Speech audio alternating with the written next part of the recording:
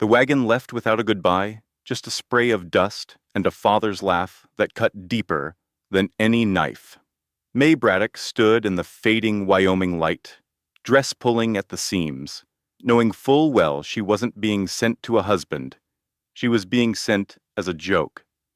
The wind carried whispers from the saloon behind her, soft, cruel, certain she wouldn't last a week out there. But the rancher waiting for her wasn't the man she was promised to be, and she wasn't the woman anyone expected.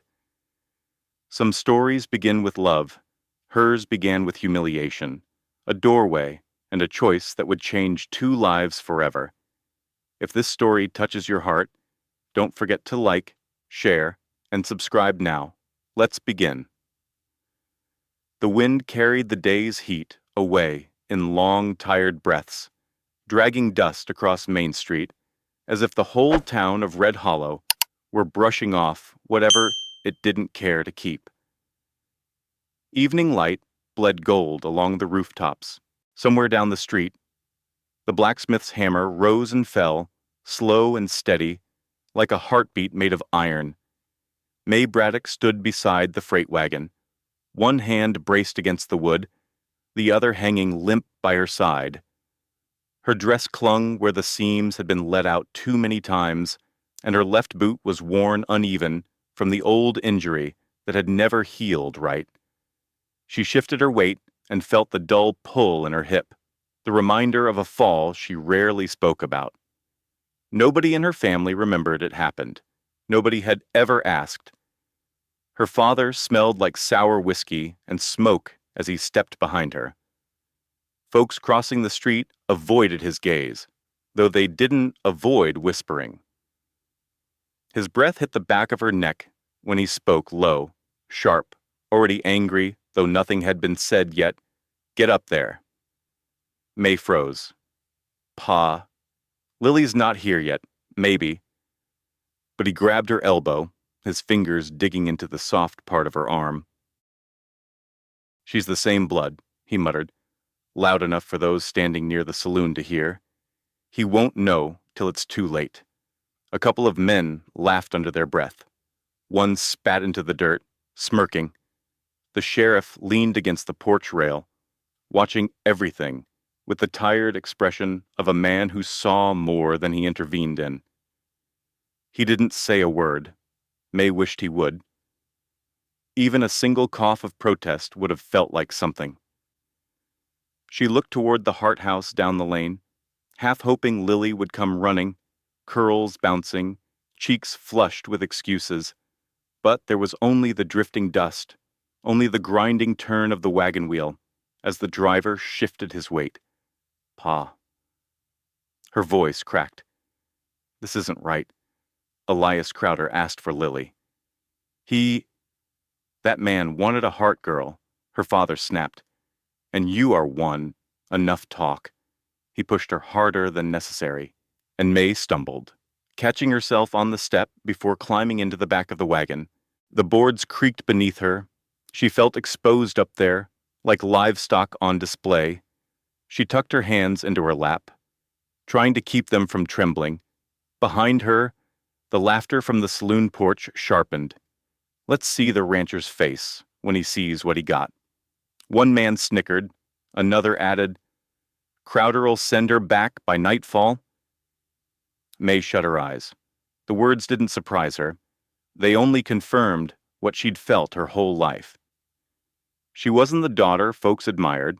She wasn't graceful or delicate or the kind of woman a man would look twice at unless it was to whisper something cruel to a friend. And now, the town had a front row seat to her last humiliation.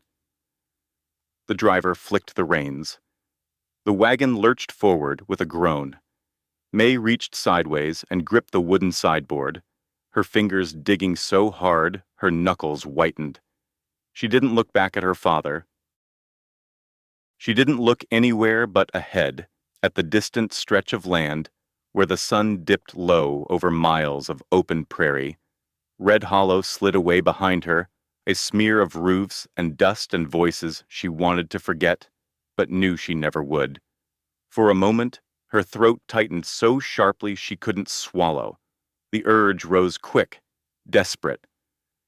Tell the driver to stop. Jump off. Run back. Drop to your knees in the street if you have to. Shame could make a person do just about anything. She felt it curling inside her, tugging her back like invisible hands, but she didn't move. The wagon rattled over a rut, jostling her entire body. The sting in her hip reminded her of something she'd learned long ago. Pain didn't wait for permission. It just lived with you, whether you wanted it or not. She kept her eyes forward and breathed through the tightness in her chest. She tasted dust, felt the rough grain of the wagon boards beneath her palm, heard the steady clop of the mule, pulling her away from everything she had known, away from the place where she had been laughed at, ignored, or pitied since childhood. The sky deepened to a burnished orange. Grass bowed in waves as the wind passed over the plains. The quiet out there didn't judge her, didn't laugh, didn't whisper. It simply was. The kind of stillness a person could disappear into, the kind a person could be reborn in Toiseux. Two, if she chose to be. When Mae finally found her voice again, it was soft, almost swallowed by the creak of the wheels. She didn't mean for the words to escape, but they did, drifting out into the warm dusk. If they meant to throw me away, she blinked hard, brushing tears from her cheek with the back of her sleeve. I'll learn how to live where I land. The promise wasn't strong, it wasn't bold, but it was hers. And in that fragile, trembling vow, something inside her shifted not enough for confidence, not yet, but enough to keep her sitting upright as the wagon rolled deeper into the plains and the town of Red, Hollow became nothing more than a fading, familiar ache. The wind picked up again, brushing hair across her face. It felt almost like a hand cool, steadying, telling her to look forward. So she did. And somewhere ahead, where the land met the lowering sky, a man who wasn't expecting her was about to have his life changed in ways he couldn't yet imagine. Mae didn't know that. Not tonight. Tonight she only knew the hurt. But the plains had a strange way of shifting fates quietly, like sand under a boot heel, and hers had just begun to move. Elias Crowder stood at the edge of his ranch as the wagon rolled in, its wheels crunching over dry gravel. The sun hung low behind him, throwing long shadows across the weathered fences, and the long barn that leaned slightly west from years of wind pushing against it. The bunkhouse sat a little farther off, its stovepipe breathing out a thin ribbon of smoke that twisted into the fading light. Elias didn't move. Men like him rarely did, unless they meant to. He stood tall, boots planted, hands resting on his hips. The wind ruffled the edges of his worn coat, but nothing about him shifted, not the tight set of his jaw, not the scar that cut clean from his ear to the corner of his mouth, and not the weary discipline in his eyes. Those eyes had learned to stare out across long distances, on battlefields and barren plains alike. He had been expecting someone else, a softer presence, a prettier silhouette, lily heart, bright smile, golden hair, the young woman he'd seen exactly once at Sunday service the year before. Her father had spoken well of the match. Elias wasn't a man who dreamed much, but he'd allowed himself a small measure of hope, a possibility of filling his empty house with a voice that might ease the silence. The wagon slowed to a stop. Dust rose around it in a lazy plume. The driver cleared his throat and stepped aside. That was when Elias saw Mae. She climbed down with care, gripping the wagon rail tightly as though the world might tilt beneath her if she let go too soon. Her dress strained where it curved over her hips and belly. The evening light caught on her flushed cheeks, on the strand of dark hair that escaped her braid and stuck to her damp skin. Her boots hit the dirt with a dull thud. Elias felt something inside him falter, not in anger, not even in betrayal, but in a quiet, sinking recognition that the life he'd imagined had just shifted without warning. His ranch hand, Joey, muttered, "Well, that ain't Lily," under his breath. The driver looked at the mule's harness and nowhere else. Mae didn't lift her head. She stood as though bracing for a blow. Elias swallowed. His throat felt dry, the words heavy. "I wasn't expecting you." He meant it as truth. She heard it as judgment. Mae's fingers tightened around the handle of her small satchel. Her shoulders curled inward, as if trying to make herself smaller in a body that would not obey such wishes. She nodded once, looking past him, toward the porch, toward anywhere that wasn't the disappointment in his eyes. "I know," she whispered. Her voice carried all the way to him, thin, cracked, barely there. For a moment, a single breath of time, Elias almost stepped forward to say something gentler. But years of solitude had made him stiff, careless with softness. So he simply turned and motioned toward the house. This way, no hand offered, no welcome, just a man, doing what duty required. Nothing more. The walk to the house felt longer than it truly was. The sky darkened above them, streaked with lavender and the last heat of the sun. Crickets had begun their steady chorus from the grass. Mae's limp made her steps uneven. But she kept pace without complaint. Inside, the house was neat, spare, and colder than evening air had any right to be. Elias lit a lamp and set it on the table. The soft glow revealed plain boards, a worn rug, and the loneliness of a place kept clean because there was nothing else to fill it. He poured coffee for himself, didn't ask if she wanted any. Mae stayed close to the wall at first, unsure if she was meant to sit or stand or disappear. Finally, Elias cleared his throat. "The room down the hall was meant for my wife." Her eyes flicked up, just once, just enough for him to see the wound opening there. "I'll put you in the old hired hand's room. For now." There it was again. Those two words. For now. A thin blade, sinking deep. Mae nodded. She clasped her hands in front of her to keep them from shaking. Her voice came out steadier than she expected.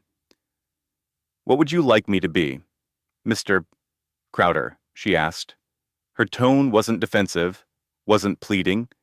It was something harder to name, something like weary honesty. A worker, a boarder, just say it plain. Elias stared at her. There were 100 truths inside him. Anger at being tricked, guilt for feeling disappointed, shame for not knowing what to do with the woman standing in front of him. But none of those truths could be spoken without wounding her more than she already was. He set the coffee cup down, the ceramic clinking against the wood. For now. He repeated the words, though they tasted wrong in his mouth. "Just help where you can." She accepted the answer with a tiny nod. It wasn't enough, but it was something she could carry without breaking. Elias stepped aside. "I'll show you the room." The hired hand room was small, bare walls, a narrow bed. A single quilt folded at the foot. It wasn't a space meant for a woman promised as a bride. It was a corner for temporary bodies men passing through, workers who slept light and left early. Mae stood in the doorway, her eyes drifting slowly around the room, as though measuring what parts of herself would fit here and what parts never would. "I'll make do," she said quietly. Elias gave a stiff nod, turned, and walked away down the hall. His boots thudded once, twice, then faded, leaving her alone with the smallness of the space and the weight of everything unsaid. Mae sat on the edge of the cot. The quilt rustled under her. She placed her satchel beside her feet, fingers brushing the worn leather. Somewhere down the hall the floor creaked, Elias moving about, perhaps pacing, perhaps drinking his coffee in silence. For a long while, Mae simply breathed. Then her gaze fell to the thin door, standing slightly ajar, and she felt it the sting of being tolerated, not wanted, sheltered, but not welcomed, present, yet invisible. For now, she whispered to herself, the words hollow in her chest. Outside, the wind rustled the porch boards, lifting dust into the night. The house felt too big around her, too quiet, too strange. Mae lay back slowly, staring at the ceiling where the lamplight didn't reach. She didn't cry, but the ache pressed close, as sure as the darkness settling around her. And that small wound, for now, nestled itself deep, waiting for the next morning to make itself known. Dawn came slow over Crowder Horse Ranch, the kind of pale Wyoming morning that seemed to hold its breath before letting the day begin. Dew clung to the grass, like a thin layer of glass. The corral dust was still cool, stirring only when a restless gelding pawed at the ground. Horses snorted in short, steamy bursts, their breath rising like small ghosts into the crisp air.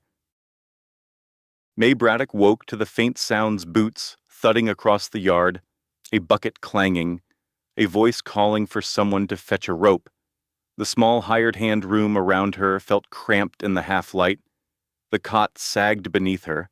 The blanket was rough, prickling her skin.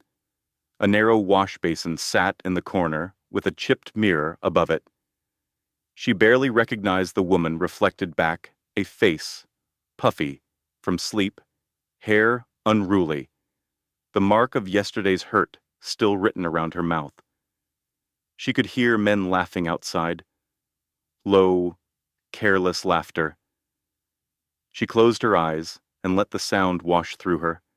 It didn't hurt as sharply as the words hurled at her in red hollow, but it still stung. She'd grown used to being noticed for all the wrong reasons. The ranch bell rang once, a short clang that meant breakfast. Mae stood, smoothed her skirt, and stepped out into the morning. The mess hall smelled of strong coffee and fried salt pork. The long table was already half filled with ranch hands most young, some missing teeth, all sunburned and loud.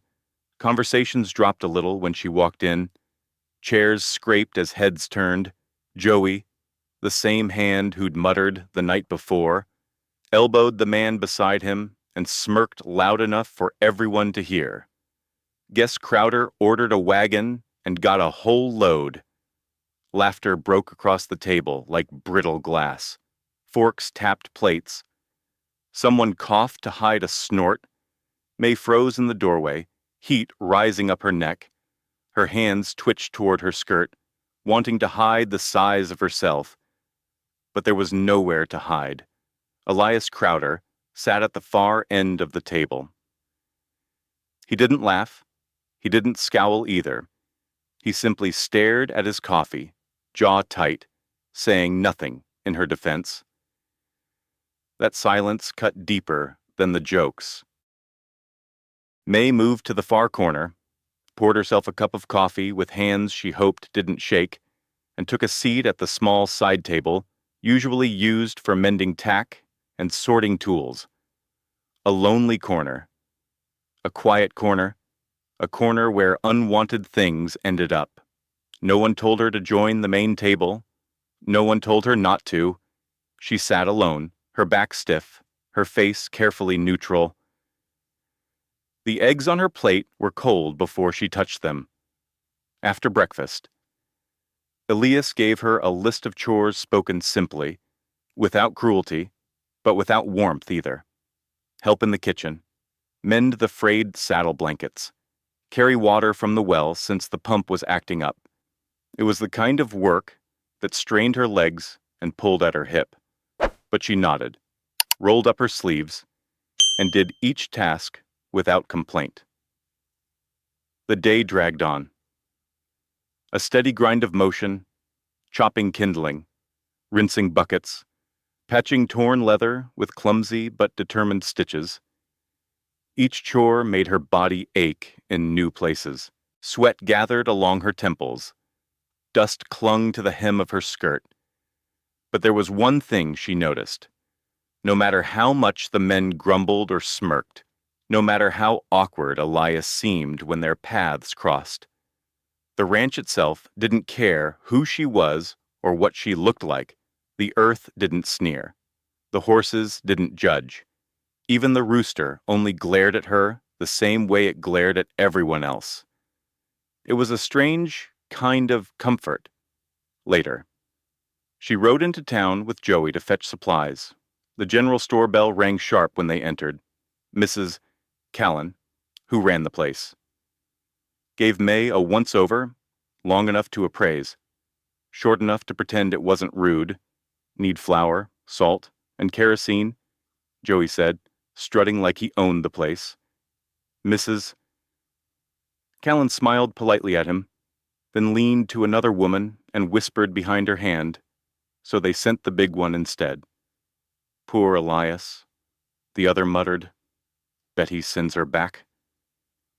Their words drifted easily through the quiet store. Mae felt the skin on her cheeks burn. The floor seemed to tilt under her for an instant. She reached for the flour sack, fingers brushing the coarse fabric, and nearly walked out, without it nearly left everything behind to escape those voices, those eyes. She didn't. She lifted the 50-pound sack into her arms and set it against her hip, her breath catching as she steadied her weight.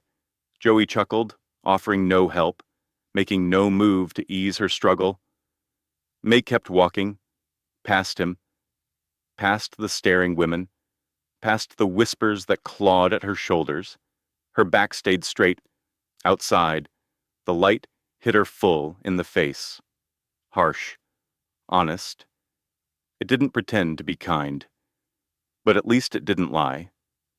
Joey hopped into the wagon, still smirking. Hope Crowder's got strong floors, he said, nudging the mule with his boot. Mae climbed in without a word. She didn't look at him, didn't give him the satisfaction of a flinch.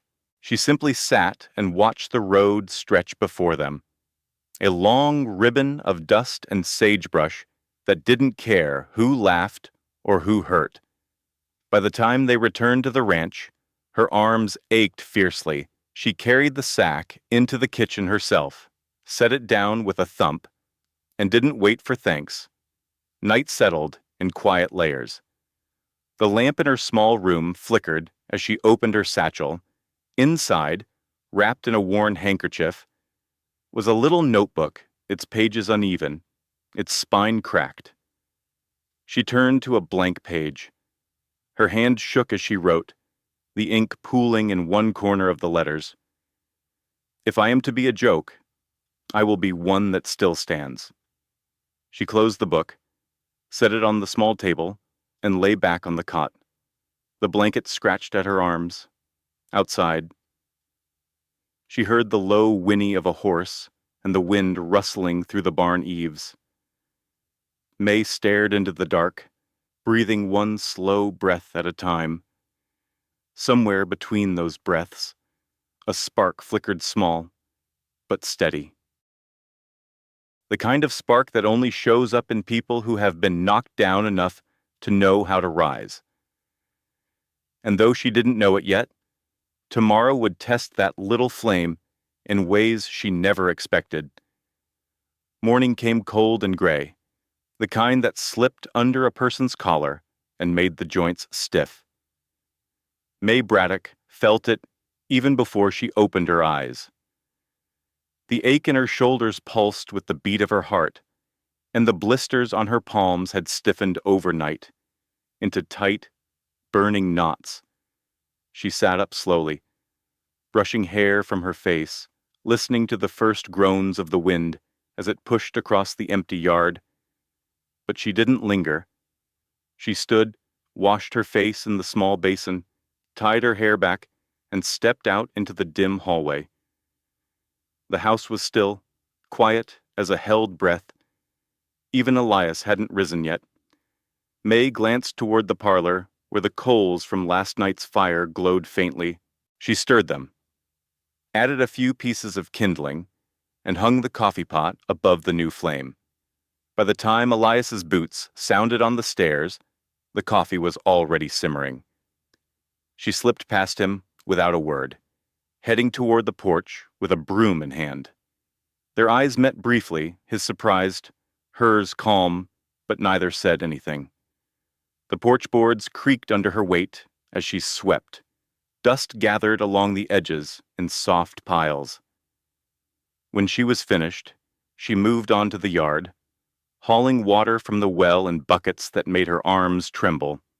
It was the same routine, everyday chores that demanded more strength than she believed she had. Yet somehow she completed them anyway. The icy morning air bit at her throat as she carried the heavy buckets to the trough. The ranch hands filtered out one by one, voices rough with sleep, boots thudding across hardened earth. A few nodded to her. Most didn't. Some watched with that cruel squint in their eyes, the one that tried to weigh a person and find them lacking. Mae didn't return their looks. She focused on the rhythm of her tasks: dip, lift, carry, pour. Each motion a reminder that she had survived every day before this one. And she would survive today as well. Inside the barn, she scrubbed the dust from the tack, smoothing oil into cracked leather until it shone again. Her hands stung, the blisters tearing open beneath the weight of the work.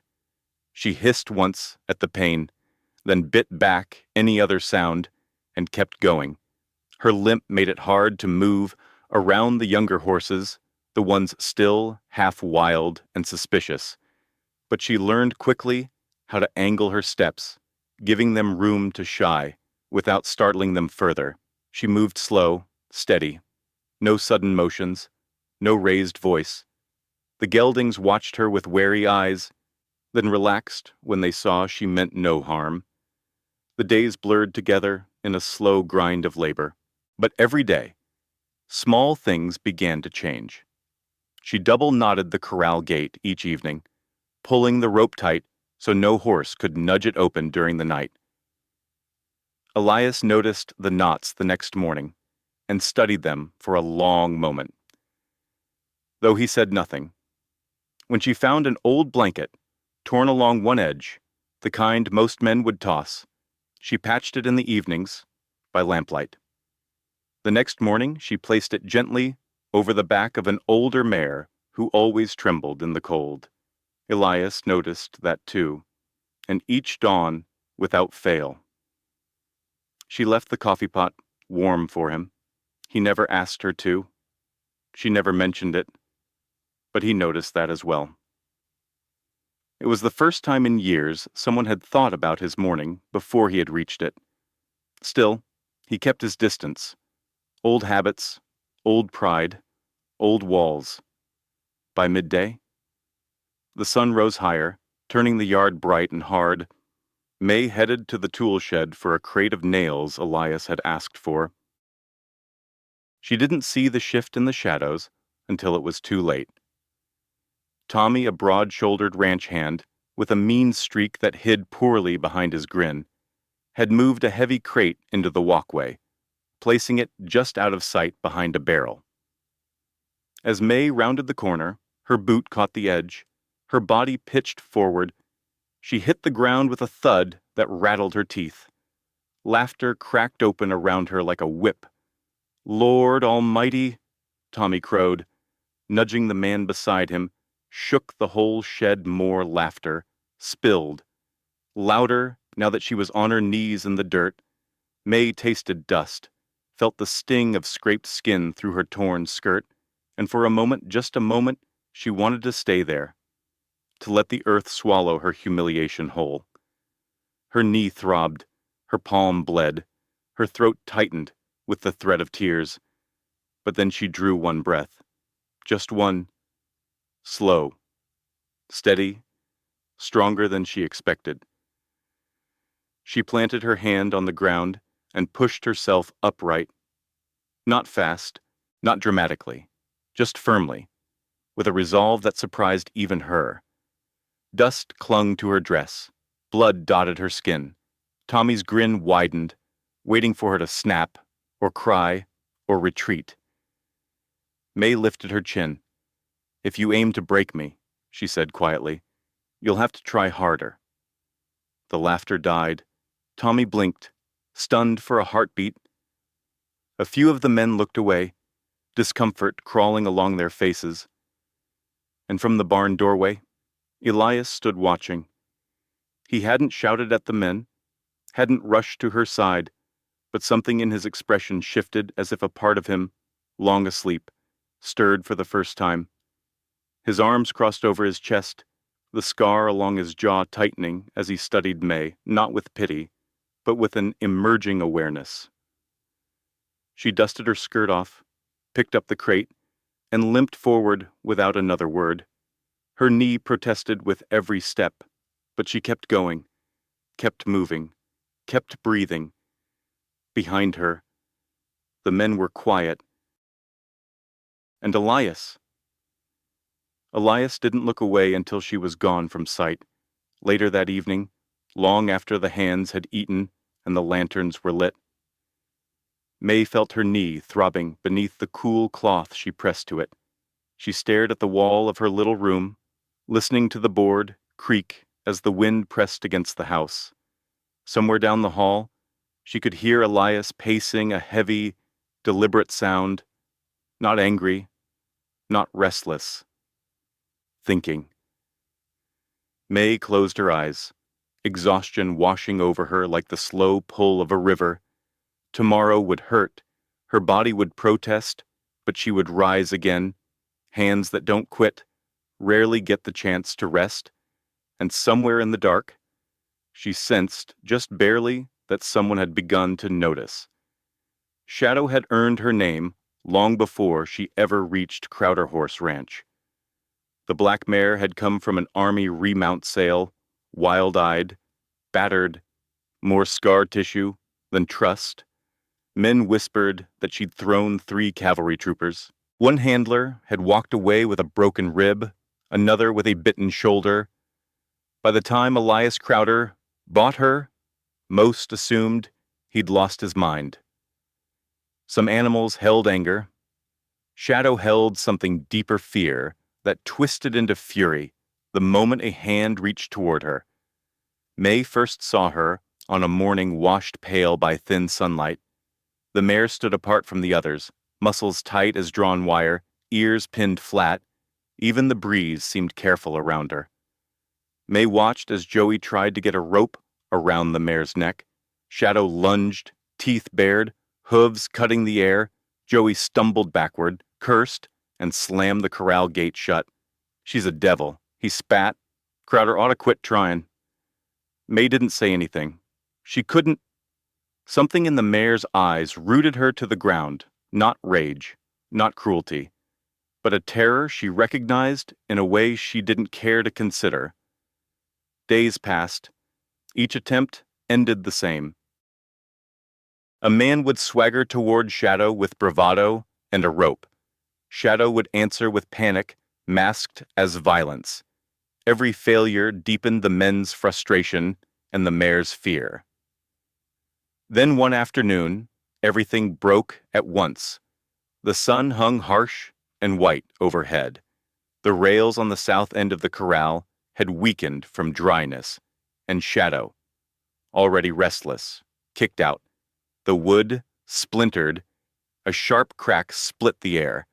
The mare bolted through the opening, wild with the sudden taste of escape.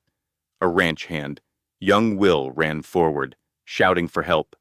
But Shadow, blinded by fear, swerved toward him, her hooves tore up dirt.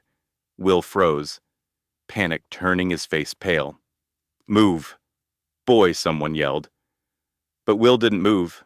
Shadow bore down, and for a heartbeat the world tightened into one inevitable, deadly line. Men shouted, dust rose. The mare's hooves struck inches from Will's leg as she swerved at the last second, slamming into another section of the fence. Boards cracked. The yard exploded into chaos. "Put her down," Joey roared. "Before she kills someone, ain't no saving," that one another yelled. Elias arrived at a run, jaw set, eyes sharp with fury and worry, mixed into something he rarely let surface. "Hold the line," he barked. "Nobody fires unless I say, but fear spreads like fire in dry grass." Several men hovered near their rifles. Mae stood near the barn door, breath shallow, heart beating in a rhythm she hadn't felt since childhood, when she knew what it was to be cornered, mocked, circled by voices shouting over her fear. Shadows spun in circles, nostrils flaring, whites of her eyes blazing. She wasn't dangerous. She was drowning. Mae saw it, felt it. Before she knew she intended to move, she stepped off the barn wood and into the open air. One step, two. The ranch hands stiffened. Joey grabbed her arm. "Are you crazy? She'll kill you." Mae slipped free of his grip. She didn't answer. Could not, with the sound of Shadow's ragged breathing filling her ears. Elias caught sight of her and went rigid. "Mae, don't." His voice cracked the air like a whip. "Stay back." But Mae kept walking. Not bravely, not foolishly, just with a strange sort of clarity that cut through her fear. She slipped through the broken rail and into the corral, where dust still hung like smoke. Shadow swung her head toward Mae, muscles bunched, breath heaving. Mae stopped, slowly. She lowered her gaze not to challenge, not to submit, but to allow the mare a moment to choose. The world shrank to two shapes, standing in a circle of settling dust, a broken animal and a woman who knew too well what it meant to flinch from raised voices and rough hands. Mae spoke softly, breath steadying. "Easy now," she murmured. "No one's gonna hurt you." The mare's ears flicked forward. Her legs trembled, though she didn't move, closer or farther. Mae's pulse pounded in her throat, but she matched her breathing to Shadow's slow on the exhale, gentle on the inhale. Men around the corral held their breath. Elias stepped closer to the fence, hands gripping the top rail until his knuckles whitened. Mae lifted one hand not fully, just enough for the mare to see. The seconds thickened, stretched, held. A full minute passed, then another. Dust settled around them in lazy spirals. Shadow's head came down a fraction, then an inch more, then, in a moment that felt carved from silence itself, the mare lowered her nose into Mae's waiting palm. The yard went dead still. No laughter, no shouts, no orders. Only the soft, shaky exhale. Mae didn't mean to let slip. Shadow nudged her hand once, tentatively, like someone remembering what trust used to feel like. Mae stroked her muzzle with careful, feather-light motions. It was over within moments, yet it reshaped the air around them. Elias let go of the fence, breath uneven. His jaw clenched, not in anger, but in awe, so sharp it stunned him. He had spent months trying to break through the mare's fear with patience, strength, skill. And Mae quiet. Battered Mae had done it with nothing but gentleness. Later that night, after the lamps along the bunkhouse dimmed and the ranch settled into its steady nighttime hum, Mae sat in her small room, bandaging a cracked blister on her palm. Her body ached from chores and from the tension of the afternoon. A knock sounded on her door. She looked up, startled. Elias stood in the dim hallway, hat in hand. He didn't step inside, didn't lean on the doorframe, just stood, awkward as she'd ever seen him. "I've been trying to gentle that mare for months," he said quietly. Mae met his eyes. There was no pride in her face, no triumph, just weariness and something soft, almost sad. "Things that have been hurt," she said. "Don't listen to shouting much." Elias breathed out, slow, like her words had hit someplace deep he rarely let anyone touch. He nodded once, stepped back, and let the darkness fold around him as he turned away. Mae sat there a moment longer, listening to the faint creak of the floorboards as he walked off. Her hand throbbed, her knee ached, her body was exhausted. But inside her chest, something new settled a quiet certainty that for the first time since she'd arrived, someone had truly seen her. Night fell heavy across the plains, the kind of night that held no stars, only a thick, brooding sky waiting to break open. The air felt swollen with electricity. Even the horses sensed it. They shifted in their stalls, hooves scraping the floorboards, nostrils flaring with unease. Mae had trouble sleeping. Her body throbbed with the day's work, but her mind wouldn't rest. She lay on her narrow cot, listening to the wind pushing against the house. The walls creaked like old bones. Shadows stretched across the ceiling, flickering with each flash of distant lightning. Then the storm hit. Thunder cracked so suddenly that Mae jerked upright, heart pounding. The rain hammered the roof in heavy sheets. Wind howled against the windows, slipping between the cracks like a long, angry breath. She swung her legs over the edge of the bed, and that's when she heard it. A voice. Not loud, not clear at first, but filled with a kind of raw fear she had never heard from Elias Crowder. "Get down, fall back, fall back." Another shout tore through the hall, sharper, desperate. Mae froze. Lightning lit the room, blue-white for a heartbeat.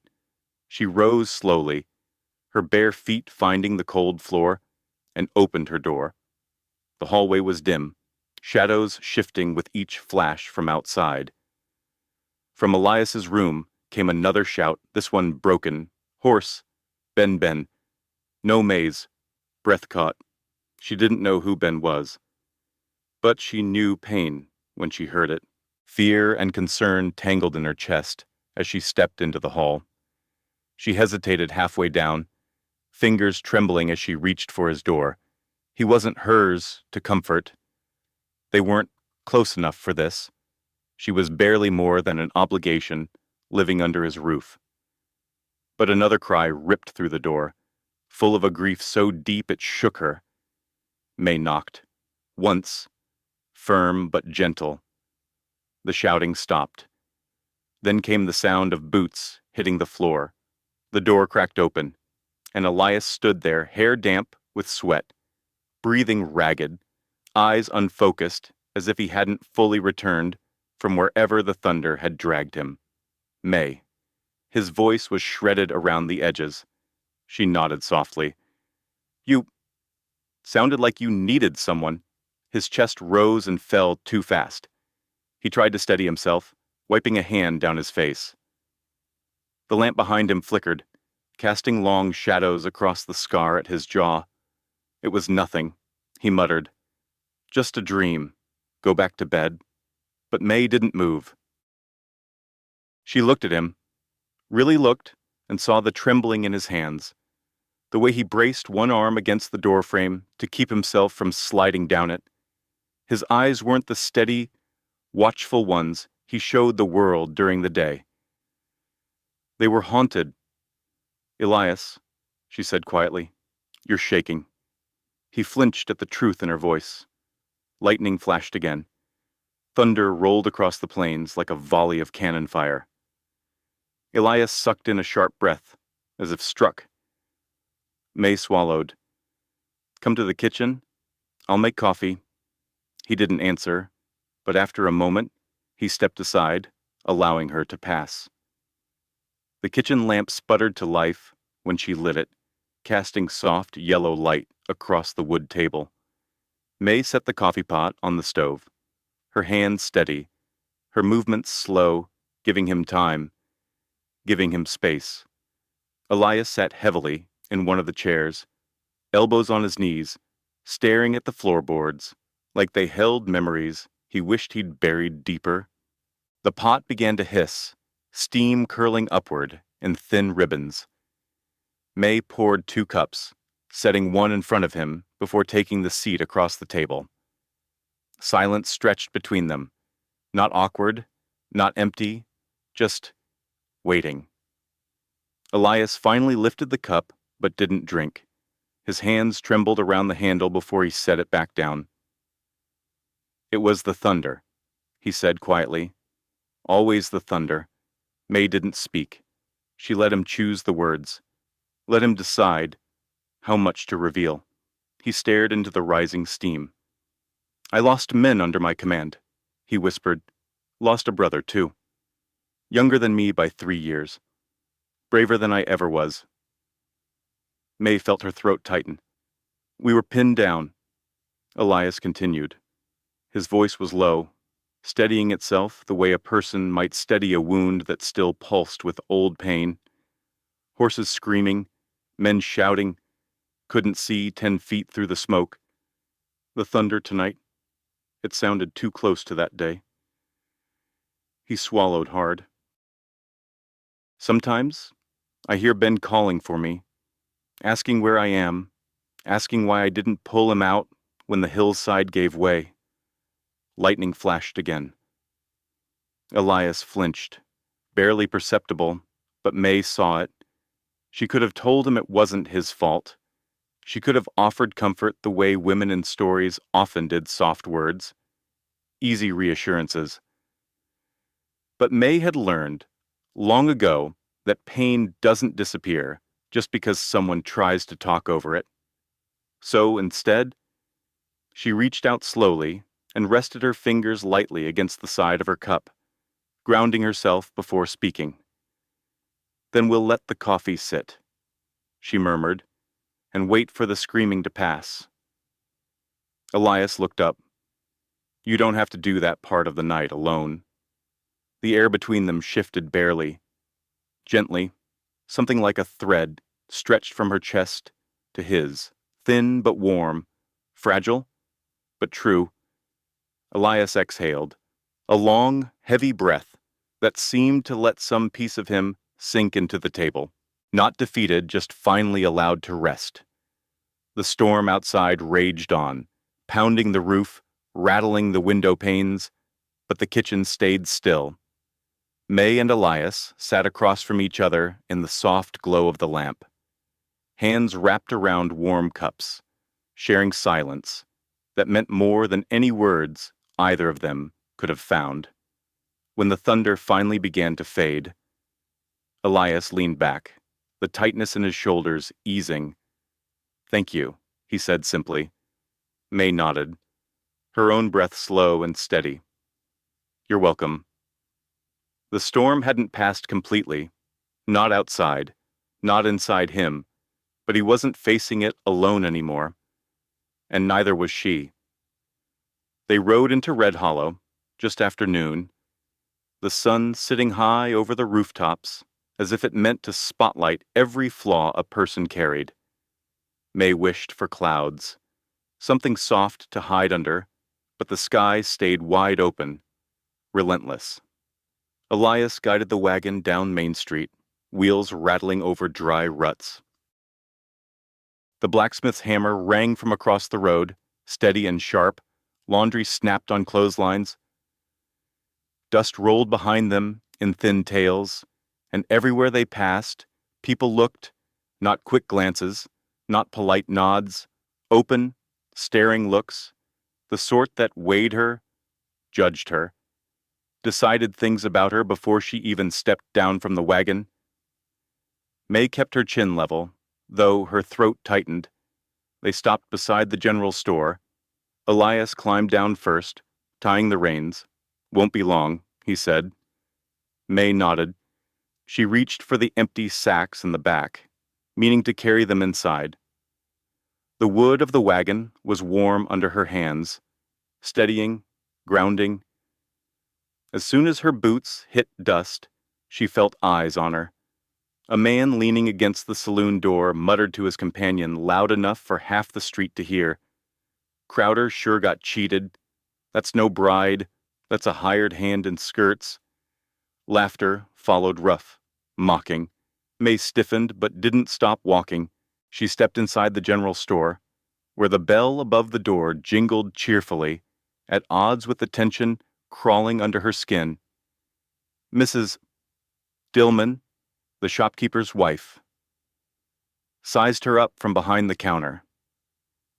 "Flowers in the back," she said, but there was no warmth in her tone, no welcome. Mae found the flour sacks, hoisted one into her arms. The weight strained her healing blisters, but she held it close and carried it to the counter. Mrs. Dillman didn't help, didn't smile, just rang up the purchase in stiff silence.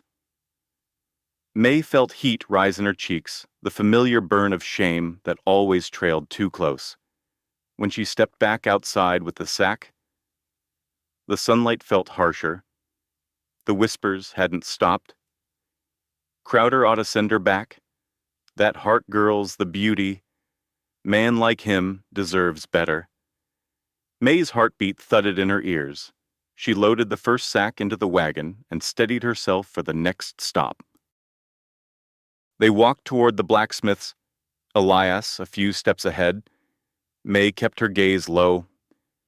That's when she heard it, the soft click of heeled shoes on the church steps. She looked up. Lily Hart stood there, framed in the pale light like she'd stepped out of a painting. Blonde hair curled, blue dress, clean and perfect, parasol tucked against one shoulder. Her smile was small, sweet, and sharp as a blade. "Mae," she said warmly, but her eyes didn't match. "I was wondering when I'd see you." Mae's stomach tightened. Lily stepped closer, voice dipped in sugar. "I heard you've settled in at the Crowder place. I hope the work isn't too hard on you." Mae swallowed. "It's honest work." "Oh, of course." Lily touched her gloved fingers to her chest, feigning concern. "I'm just so sorry I couldn't go to Elias, like we all expected. Truly, it must have been such a shock for you, being sent instead." Mae's breath hitched. The truth slid into place with a cold finality. Lily had known. She'd known Mae was being pushed onto that wagon. She'd known and let it happen. "I suppose your father figured," Lily continued softly. "It wouldn't make much difference." Mae stared at her. For a moment, she felt the world tilt. The ground slipped beneath her boots. Her palms went cold. The shame she'd been carrying since that night deepened like a bruise under old skin. Then Elias stepped out of the blacksmith shop, wiping soot from his hands. Unaware of what had passed, Lily brightened instantly. "Elias," she called, smiling with the ease of someone used to being admired. His steps slowed. His eyes flicked between the two women. Something tightened in his jaw. "Miss Hart," he said politely. Her smile widened. "Still time to fix things. You know?" Mae stiffened. Elias didn't answer. His face gave nothing away. Lily dipped her head, offered a knowing smile to Mae, one that said she knew exactly where she stood in the pecking order, and walked away toward her waiting friends. Mae turned away quickly, swallowing the lump in her throat. They made one last stop at the feed store. Mae went inside alone while Elias paid for hardware out back. Inside, the clerk avoided her eyes. When she carried a burlap sack toward the door, two older men blocked the exit, whispering low enough to pretend it wasn't for her to hear. "Crowder must be desperate. Town'll talk him into an annulment sooner or later. No way he keeps her." Mae's grip tightened on the sack. Her pulse roared in her ears. She didn't trust her voice enough to speak, so she pressed her jaw shut and moved past them. Outside, the afternoon heat pressed down as she walked toward the wagon. Sack heavy against her chest. She bent her knees to lift it inside and staggered. Her arms trembled under the load. Dust swirled around her boots. Before she could try again, a hand appeared beside her. Elias's. He didn't speak, didn't ask. He simply took half the weight of the sack, lifting it with her, guiding it into the wagon bed with steady strength. When she reached for the next sack, he reached too, keeping pace beside her. People on the street slowed, watched. Whispers shifted. Mae's breath caught not from the weight, but from the quiet solidarity in his stance. His shoulder brushed hers as they loaded the last sack together. He didn't move away. For the first time since she'd arrived in Red Hollow, someone stood beside her, not out of duty, not out of pity, but because he chose to. She saw the sheriff watching from across the road. Sheriff Connolly touched the brim of his hat toward Elias and called out casually, "You know, Crowder, you can annul if you've a mind. Town would understand." Elias paused. One hand braced on the wagon's sideboard. He didn't look at the sheriff, didn't speak. Instead, he turned to Mae. "Ready?" he asked softly. Mae nodded, her chest tight, her eyes burning. As they climbed onto the wagon, Elias didn't sit apart. He sat beside her, close enough that their shoulders nearly touched. A silent message to anyone watching. And plenty were. The reins snapped. The wagon rolled forward. Dust rose behind them, swallowing the murmurs of the town. But inside Mae's chest, something settled. Not peace, not safety. But the first flicker of being defended, of not standing alone in the face of cruelty. A flicker she didn't dare hope for, but couldn't ignore. The storm announced itself long before it reached Crowder Horse Ranch. A bruised wall of clouds pressed over the distant ridge, swelling darker with each passing minute. The air turned metallic, heavy with the warning of lightning. Horses paced their stalls. The dogs whined and hid under the porch. Mae stood on the steps, hair whipping in the rising wind, watching the first threads of rain streak sideways across the valley. She felt the tremor in the boards beneath her feet, felt the electricity gathering like a fist overhead. Elias burst from the barn, coat half-buttoned, shouting orders. "Tommy Joey, get the north gate secured. We'll check the south fence," but he didn't have to finish the sentence. A sharp crack tore through the valley wood, splintering. The sound rolled like cannon fire. Elias whirled. Fence gave way, and then the real horror followed the thunder of hooves. Wild, frantic. The younger horses, the yearlings and 2-year-olds, still learning their legs, bolted through the broken slats and into open country. Straight toward the rocky slope, if they hit it at full speed, they'd break legs, fall into ravines, or scatter so far they'd be lost to the storm. Elias grabbed his saddle, swung it onto his stallion with movements quick and practiced. The rain hit hard, cold enough to bite. Mae ran for her cloak, though she knew it wouldn't matter. Within minutes, they would be drenched through. Elias hauled himself into the saddle. "Stay here," he barked over the wind. "It's too dangerous to rain's hell in weather like this." But Mae was already moving toward her horse, cinching the girth with trembling fingers. Rain blinded her, soaking her hair, her skirt clinging heavy against her legs. "I'm coming," she said, breathless. "They won't turn for just one rider." Elias opened his mouth to argue, but lightning split the sky, illuminating the valley in a wash of pale fire. The horses were already vanishing into darkness. Time wasn't a luxury. He shut his mouth, gave one sharp nod. Stay beside me. No heroics. Mae managed a grim, determined smile. No promises. They rode hard into the storm. Wind clawed at them, shrieking through the grass. The ground turned slick beneath the hooves, mud splattering up into Mae's face. Cold rain stabbed her skin like needles.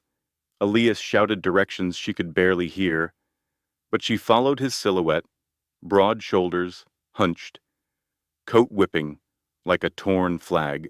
Lightning flashed again, momentarily revealing the silhouettes of the panicked horses scattering along the ridge. The slope ahead was jagged, riddled with loose shale. One wrong step could send horse and rider tumbling. Elias slowed his stallion. We go on foot from here. Mae dismounted. The ground tilted under her as her boots sank into wet earth. She grabbed the reins, breath fogging in the freezing air. The incline was cruel, steep enough to demand both hands for balance. Mae's limp worsened with every step, but she kept going, jaw clenched. Rain plastered her hair to her forehead. The thunder rolled, echoing off the stone. Ahead. Elias spotted movement. There he shouted. A young colt shadow's half-brother spun wildly near the ledge, hooves slipping. His eyes were wide, whites showing. Mae's heart lurched as she saw the fear in him, the same fear she'd seen in Shadow. That terror that made the world too loud and every shadow a threat. She pushed forward faster, slipping, catching herself, slipping again. Elias grabbed her arm once. Careful. But she tore free, not out of stubbornness, but because the colt lurched closer to the ravine's edge. Easy, Mae called, voice cracking with the storm. Easy. Boy, don't rush easy. The colt stumbled. Mae lunged. Her boots slid on the slick stone. She hit her knees hard, pain shooting through her leg. She tasted blood where she'd bitten her lip. But she reached the colt just as his front hooves skidded over the drop. Instinct, not thought, drove her forward. She threw her weight sideways, bracing her shoulder and hip against the colt's flank. Shoving him back from the edge, her palms scraped the rock, skin tearing open, mud smeared across her skirt as she fought for footing. Lightning lit the sky again, and Elias saw her silhouette against it. Mae, body bowed with effort, Mae, bleeding, soaked, trembling, but unmovable, using her weight not as a flaw, not as a shame, but as a force that could save a life. Her boots dug deep, her shoulder locked, her breath came ragged. Easy, she whispered fiercely to the colt. No one's going to let you fall. The colt shook, terrified, but he didn't fall. Mae guided his trembling legs away from the ravine, step by step, anchoring him with her body. Elias reached them seconds later, grabbing the colt's halter. He stared at Mae, rain running down his face, mixing with something like disbelief and something harder to name, admiration, awe, something deeper than either. You, he swallowed, you could have died. Mae brushed mud from her hands, though it did nothing. So could he. Elias shook his head, breath unsteady. You have more grit than half the men I served with. She blinked, startled by the raw honesty in his voice, but there was no time to answer. More horses screamed in the darkness. They moved together, side by side, guiding the frightened herd toward a narrow ravine sheltered from the worst of the storm. The land dipped there, forming natural walls that broke the wind. One by one, soaked to the bone. The younger horses followed Mae's whispered encouragements and Elias's steady commands. When the last colt stumbled into the sheltered ravine, Mae leaned heavily against a boulder, breathless, shivering. Elias stood a few feet away, chest rising and falling, eyes locked on her with a look the storm couldn't wash away. A look that said he no longer saw the girl he hadn't expected. He saw the woman who stood against storms, inside and out and didn't break. Thunder growled overhead, rain softened just a fraction. But the space between them was charged with something stronger than lightning, something neither of them dared name. Not yet. By the time they reached the ranch, the storm had thinned into a tired drizzle. The sky still growled in the distance, but the worst had passed. Mud clung to Mae's skirt in thick clumps. Her boots squelched with each step, and every part of her body felt stretched thin, bruised, or burning. She could feel the sting in her palms most. The scrapes had torn wider during the ride home, leather reins rubbing raw skin.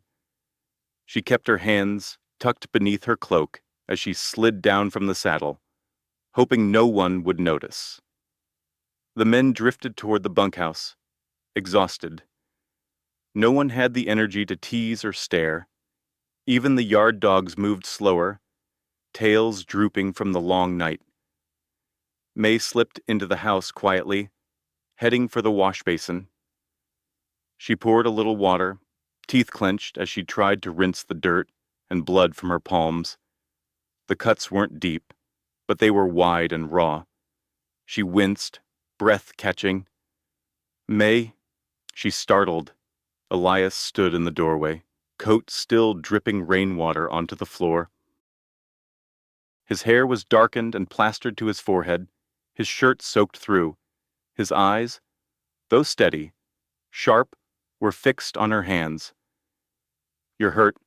It's nothing," she said quickly, closing her fingers to hide the cuts. "Just scratches. I'll wrap them later." He didn't move for a moment. Then he stepped forward, slow and sure, holding out one hand. "Let me see." "It's fine. Elias. Mae." His voice softened, but held firm. Hands. Her breath caught in her throat. She hesitated long enough for shame to bloom warm across her cheeks. No one had asked to look after her in a long, long time. Finally. She opened her hands. Elias's jaw tightened at the sight of the torn skin, small stones still embedded in the scrapes. He said nothing, only moved with brisk purpose, fetching a clean rag, warm water from the stove, and a bottle of whiskey he set on the table. "Sit," he said. Mae obeyed before she could think to protest. The chair creaked beneath her as Elias knelt in front of her, taking one of her hands gently, palm up. His fingers dwarfed hers, warm and careful. Mae felt her breath tangle somewhere in her chest. "This'll sting," he murmured. "It already does," she whispered back. He poured whiskey over the wound. She hissed, shoulders tensing. Elias didn't pull away. He held her wrist steady, murmuring something low, something meant to soothe, though the words blurred under her pulse. Silence filled the kitchen, not the cold silence of earlier days, but something warmer, fuller. It wrapped around them, like the smell of rain and wood smoke. He cleaned each cut, dabbed gently, checked her fingers, one by one. His touch wasn't hesitant, it carried a steady confidence, but also a tenderness she would never have expected from him. "You saved those colts," he said at last. Mae blinked. "We saved them." He shook his head slightly, focused on her palm. "No, they would have gone over that ridge." His voice dropped lower. "They would have been lost without you." Mae swallowed hard. Praise wasn't something she wore well. It always felt like a borrowed coat, too big, too heavy to keep. She let out a small, nervous laugh. "Funny. Back home, I was always told I was too much of everything. Too big, too slow, too loud, too quiet. Depended on the day. She shrugged lightly. Never occurred to them I could be the right amount of something. Elias paused in his work. His thumb brushed the heel of her palm, slow, thoughtful. You were the right amount today, he said. The words settled deep, like warm earth around a buried seed. Mae looked down quickly, suddenly shy. She wasn't used to being looked at with anything but disappointment or amusement. But Elias's gaze held neither. It held truth. Quiet, unpolished truth. He wrapped her hands in clean cloth, tying each bandage with care. When he finished, he stood, took a dry blanket from the cupboard, and without thinking, without pausing, draped it around her shoulders. Then he reached down and tucked it in. Mae froze. Not because she feared the touch, but because it had been years since anyone had tucked a blanket around her. The gesture hit harder than the storm, softer, yet deeper. She lifted her eyes to his. For a heartbeat, neither looked away. The storm outside muttered its last. The lamp flickered. The world held still, just long enough for something fragile to form between them, thin as thread, but unmistakably real. Then Elias cleared his throat, stepping back too quickly, as if the closeness had startled him. Mae lowered her gaze, heart thudding with an unfamiliar rhythm hope. Maybe, or something close enough to feel dangerous. She tightened the blanket around herself, letting its warmth seep through her. Elias reached for the whiskey bottle, his movements careful. Try to keep the bandages dry, he said quietly. Mae nodded, though she doubted she could have spoken even if she tried. The space between them radiated with something unspoken, something waiting at the edge of the lamplight, almost close enough to touch. But neither of them dared reach for it, not yet. Late afternoon laid itself across the valley in long bands of amber, the kind of light that softened even the roughest corners of Crowder Horse Ranch. Mae was sweeping the front porch, slow strokes, careful of her bandaged hands. A faint breeze carried the smell of sagebrush and damp earth remnants of the storm that had passed days before. For once, the world felt almost settled. Then she heard it, the distant clatter of wheels, polished wheels, not the creaking wooden kind used by ranch hands or merchants. A well-oiled carriage rolled toward them, its lacquered sides gleaming under the sun. Dust rose behind it in a smooth, elegant trail. Mae's breath faltered. Elias, she called softly. But he was already stepping out of the barn, wiping sweat from his brow. The carriage slowed to a graceful stop. Before either of them could speak, the door opened and a gloved hand emerged, followed by a flash of silk, pale blue and pristine. Lily Hart descended like she was arriving for a photograph, not stepping onto dirt. Her boots didn't even scuff the ground. Hair in perfect curls, parasol resting lightly on her shoulder. Her smile sweet on the surface, razor-edged beneath, landed squarely on Elias. "Mr. Crowder," she said, voice light as spun sugar. "I trust you've been well." Elias stiffened. "Miss Hart." Mae felt herself shrink just a fraction. Though she fought the instinct, she held the broom tighter. Lily didn't look at her, not at first. Only after drinking in Elias's broad frame and sun-browned shoulders did she finally acknowledge Mae with a polite, distant smile no warmer than a church pew in winter. "Oh, hello, Mae." As if Mae were a passing shadow. Mae lowered her eyes, swallowing the sting. Lily turned back to Elias. "I've come with good news. My father has reconsidered. He's willing to approve the marriage now. Should you still want the original arrangement?" The words dropped like a stone in Mae's stomach. Original arrangement. as if Mae had never existed, as if the storm, the nights of coffee and quiet, the horses they'd saved together, none of it weighed anything beside a girl wrapped in silk. Elias didn't respond right away. He folded his arms across his chest, jaw tense. Lily drifted a step closer. May we speak privately? These matters can be delicate. Her eyes slid toward May again, this time with more meaning, less politeness, a subtle dismissal. May forced herself to stay steady, though her chest tightened painfully. Elias nodded once, though reluctantly, and gestured toward the house. They entered. May stood on the porch a moment longer, gripping the broom until her knuckles whitened.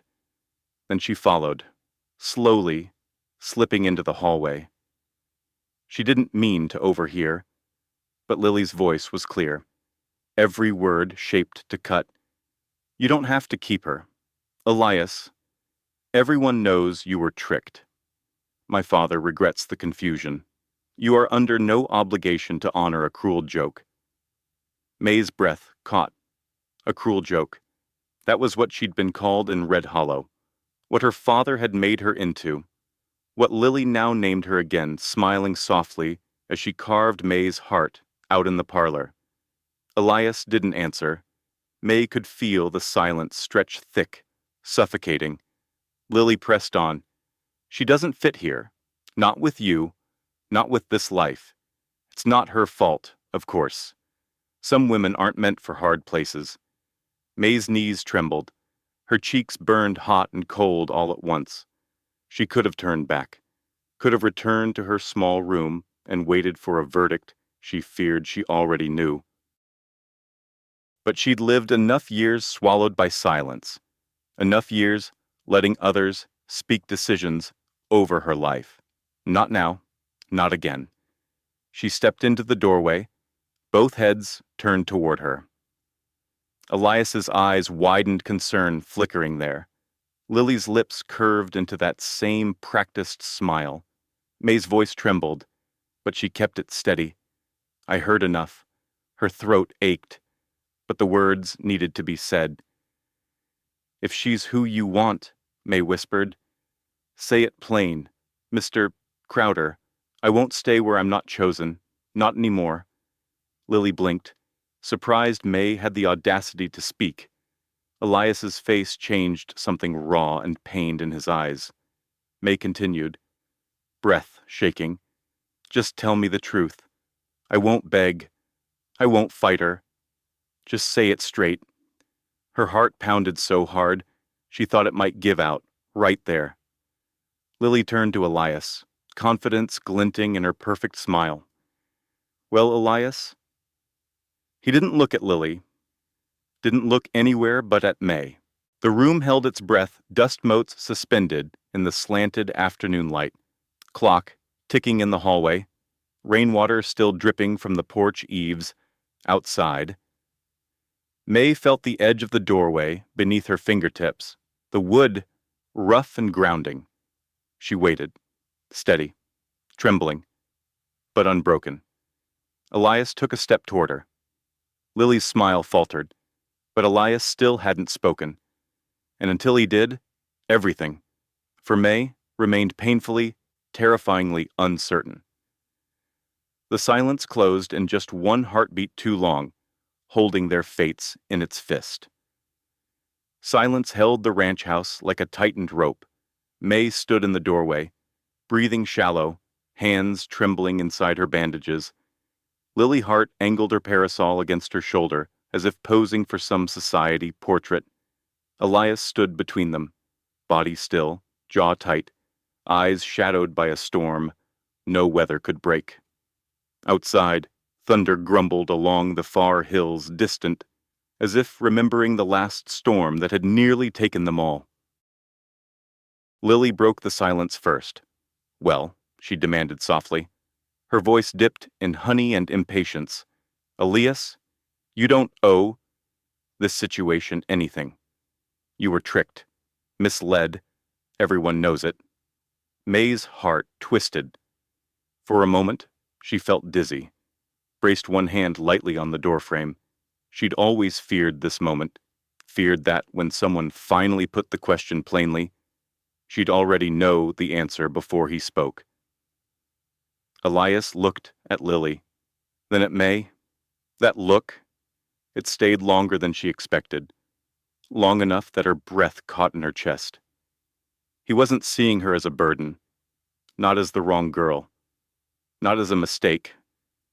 He was remembering thunder again, a darker echo. He saw her standing in the storm, shoulder braced against the frightened colt, refusing to let it fall. He saw her walking down Main Street in Red Hollow, carrying 50 pounds of flour alone under the sting of whispers. He saw her sitting beside him in the lamplight, coffee cooling between them as he confessed the ghosts that woke him in the night. He saw her steady hands on the black mare, quiet voice coaxing trust where he could not. He saw her rising every dawn, doing work twice as hard with half the complaint. He saw her. The truth of it softened something in his face.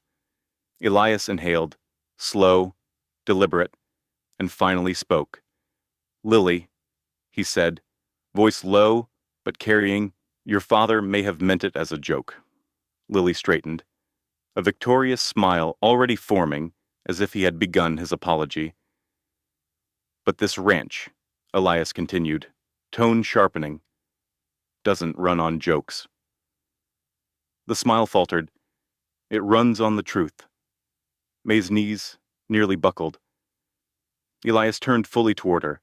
Lily's presence seemed to dim, fade from his focus. And the truth is, his voice grew steadier, deeper. "I don't want the bride I was promised." The room shifted. Something old and heavy cracked open in Mae's chest. Elias stepped toward her, slow enough not to startle her, but sure enough to leave no room for doubt. "I want the woman who showed up anyway," he said. Mae's breath shuddered. Elias took another step. "The one who stayed. Another. The one who held this place together when I couldn't." Mae felt her eyes burn. Her lips parted, but no sound came. She had no words for the feeling blooming through her ribcage, like warmth after years of cold. Lily was no longer smiling. "You can't be serious," she snapped. "Elias, she isn't." Elias didn't turn, didn't look away from Mae for so much as a heartbeat. Lily's voice sharpened into something bitter. "You're throwing away beauty for scraps." The words knifed the air. Mae flinched, but Elias didn't. He answered quietly, almost gently, but with a certainty that struck harder than any shout. "Then you never saw her," he said. He lifted a hand, almost touching Mae's arm but waiting for her to accept it. "But I do." Lily's mouth fell open in a gasp that curdled into anger. She spun, storming toward the door. The parasol slammed against her shoulder as she stomped onto the porch. "You'll regret this. Elias Crowder," she spat. "The whole town," while her carriage driver scrambled to open the door. Lily climbed in without looking back. Moments later, wheels spun dirt into the late sunlight, angry plumes of dust swirling gold as the carriage tore away from the ranch. Silence settled again, a different silence this time warm, trembling, alive. Mae stood there, hands shaking, ribs tight around the breath she held. "Elias," she whispered, voice barely more than a thought escaping her lips. He stepped closer, slow enough that she could move if she wanted to. She didn't. "You were never a joke to me, Mae," he said softly. His hand rose, pausing within inches of her cheek, giving her the choice. Mae didn't move away. The weeks that followed moved slow and steady, like the long stretch of river behind the ranch, quiet on the surface. Deep underneath, spring crept into the valley, grass pushed up green along the fence lines. The air lost its bite and filled instead with dust, sun warmth. and the sharp smell of horses, Red Hollow, for all its noise and gossip, did what towns eventually do. It shifted, not all at once, never that easy. At first, when folks came up the ranch road to buy colts or trade equipment, they lingered on Mae with the same puzzled glances, like trying to fit her into a story they thought they already knew. But stories change, and people do, too. When faced with truth they can't ignore. The first time Mrs. Dillman came to collect a saddle Elias had repaired, she stepped into the barn expecting to speak with him. Instead, she found Mae at the ledger table, sleeves rolled up, pencil tucked behind her ear, sorting accounts with a neat efficiency. "Oh," Mrs. Dillman said, a bit startled. "Is Elias around?" "He's outside," Mae said gently, "but I can help with whatever you're needing." Mrs. Dillman hesitated, then nodded. And Mae handled the whole exchange, money counted, saddle checked, receipt written with a steady hand, no fuss, no awkwardness. When Mrs. Dillman left, she looked back once, quiet-eyed. Something softening. Word reached town sooner than Mae expected. Crowder's wife knows her numbers. Tough worker, that one. She's got the black mare eating out of her palm, swear I saw it. Not everyone approved. Some people held tight to their opinions, muttering about how things ought to have been, but others simply grew quiet whenever Elias walked into the store, gaze drifting to Mae beside him, carrying her half of whatever load they came to fetch. Tommy joked one morning, leaning on the corral gate. "Folks in town stoppin' there whisperin', 'Mae, they're scared Crowder'll hear.'" Mae only shrugged. "Let them whisper all they want. Wind'll take it further than I ever will." Even Tommy couldn't hide the grin that tugged his mouth. Life settled into a rhythm. Supper at one table instead of two. Elias's voice, once hesitant, now threaded through the evenings with ease.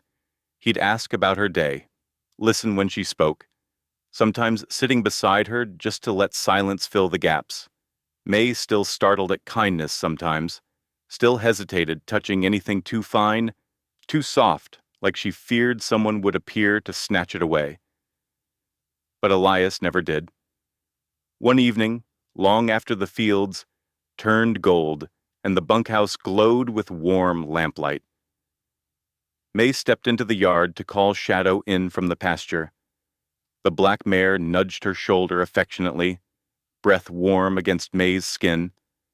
Once, the mare had been a storm contained in muscle and bone.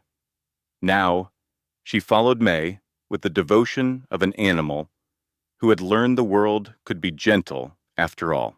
Elias watched from the porch, boots propped on the rail, the lamplight behind him threw his silhouette long across the planks. He didn't say anything, not at first. Just watched her lead, Shadow inside, her movements confident, steady, sure of her place. Later that week, they rode the wagon into town for church. The small whitewashed building sat on a low hill overlooking Red Hollow. The bell above the door was cracked, but it rang anyway, soft, off-key, hopeful. Mae smoothed her dress as they walked toward the steps, heart fluttering. People turned, some stared too long, some looked away too quickly. The preacher, Reverend Carter, a man who'd seen Elias through years of loneliness, paused at the door. His gaze moved from Elias's hand, resting lightly on the small of Mae's back, to Mae's careful, nervous steps, to their joined shadows stretching across the threshold. He nodded, not grandly, not dramatically, just a simple tilt of the head, a welcome. Mae exhaled slowly, tension easing from her shoulders. Inside, they sat side by side, no empty space between them. Elias's presence, warm, grounding, a small miracle disguised as an ordinary Sunday. By the time summer edged over the hills, the ranch felt different, lighter. Laughter drifted from the bunkhouse, at night real laughter, not the old mocking kind. Mae cooked sometimes, but only when she wanted to. Elias insisted on taking turns, though his biscuits stayed hard enough to knock a nail loose. The men teased him about it. Mae hid her smile behind her cup. One evening, as the sun dipped low and washed the valley in amber, Elias and Mae walked the fence line together. Grass brushed their boots. Sparks of fireflies drifted like embers from an invisible fire. Mae rested her hands on the top rail, letting the evening breeze cool her skin. Elias stepped beside her, so close she could feel the warmth radiating off him. He slipped an arm around her waist. She froze, not in fear, but in the old, familiar uncertainty that still sometimes whispered she didn't deserve good things. The part of her that had learned to shrink, to apologize, to brace for disappointment. Elias felt the hesitation. His hand pressed gently at her hip. Steady, patient. "You all right?" he asked. Mae nodded slowly. "I still sometimes don't know how to hold all this. Feels like if I breathe too hard, it'll disappear." Elias turned her toward him, thumb brushing her jaw with a tenderness that struck deep. "They tried to send you here as a joke," he said softly. "But you are the best thing that ever arrived at this gate." Mae's breath broke quiet, unsteady, not from pain this time, but from a joy she had never known she was allowed to feel. She believed him, not because he said it now, but because every day, every quiet, ordinary day, he proved it without saying a word. The sun dropped fully then, leaving only the shimmer of twilight across the pasture.